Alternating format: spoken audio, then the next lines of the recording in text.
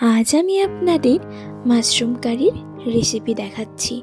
প্রথমে মাশরুমগুলো ভালোভাবে জলে ধুয়ে নিয়ে একটি পাত্রে জল গরমে কিছুক্ষণ ভিজিয়ে রেখেছি।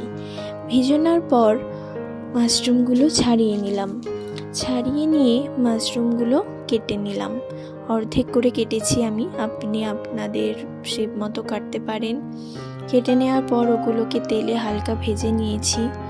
ভেজে নিয়ে ক্যাপসিকাম কুচি, টমেটো, তেজপাতা, আদা জিরে বাটা এবং একটু কাজু বাদাম বাটা আগেই রেডি করে রেখেছিলাম। তারপর কড়াই তেল দিয়ে তাতে জিরে, তেজপাতা ও লঙ্কা দিয়ে ভালোভাবে নাড়াচাড়া করে ক্যাপসিকামগুলো দিয়ে দিলাম। ক্যাপসিকামগুলো একটু নাড়াচাড়া করার পর টমেটো দিয়ে দিলাম। টমেটো এবং আদা জিরে বাটা দিয়ে একটু ভালো করে নেড়ে চেড়ে ওতে নুন, হলুদ, লঙ্কা গুঁড়ো এবং একটু গরম মশলা দিয়ে আরও ভালোভাবে নাড়াচাড়া করে নিলাম। নাড়াচাড়া করার পর কিছুক্ষণ নাড়াচাড়া করতে হবে। তারপর ওতে গরম জল দিয়ে দিলাম।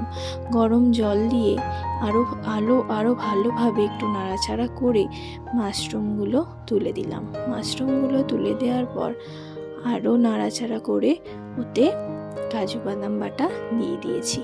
কাজু বাদাম বাটা দেওয়ার পর একটু স্বাদ মতো নুন দিয়ে দিলাম। নুন দিয়ে দেওয়ার পর নিজেদের প্রয়োজন মতো আপনারা জল অ্যাড করতে পারেন। আমি এখানে আমার প্রয়োজন মতো জল অ্যাড করে তারপর ঢাকা দিয়ে কিছুক্ষণ রেখে দিয়েছিলাম। আবার কিছুক্ষণ পরে আমি খুলে দেখলাম, দিয়ে আবার কিছুক্ষণ ঢাকা দেওয়ার পর বন্ধ করে দিলাম গ্যাস বন্ধ করে দেওয়ার পর একটু হালকা ঘি ছড়িয়ে নিলাম। ঘি দিয়েই আপনারা নামিয়ে নিতে পারেন। নামিয়ে নিলেই রেডি আপনাদের মাশরুম কারি। এটা তো আমরা ভাত দিয়ে খাই, আপনারা রুটি পরোটা যে কোনো কিছু দিয়ে খেতে